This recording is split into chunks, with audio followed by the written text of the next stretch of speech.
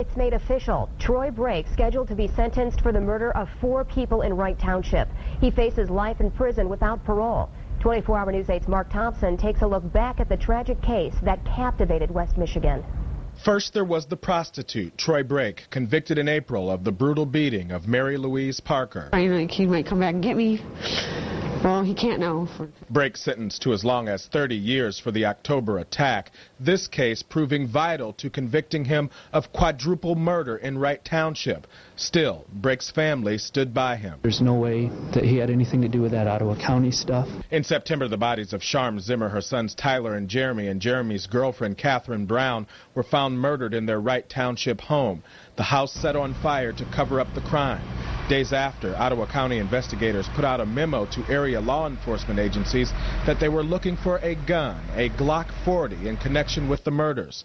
Grand Rapids police found a gun in Brake's truck during the prostitute arrest. It led them to the murder weapon found at Brake's Newaygo County home. Connecting the dots and the gun is what jurors said tipped the balance in Brake's May trial for the Wright Township murders. Those casings were fired from that gun, so that leaves no one but him that owns that gun and uses that gun and fires that gun. The Zimmer family relieved. It was a great verdict. We're all happy. Meanwhile, after the conviction, Brake's attorney says it's not over. Obviously, we're very disappointed. Mr. Brake is disappointed.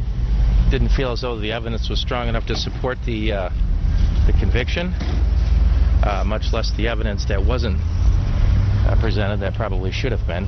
But he fully intends to exercise his right to an appeal. Mark Thompson, 24-Hour News 8. Brake sentencing is scheduled for tomorrow at 1 o'clock in Ottawa County Circuit Court. We'll have continuing coverage of the sentencing as it happens, both on air and online at woodtv.com.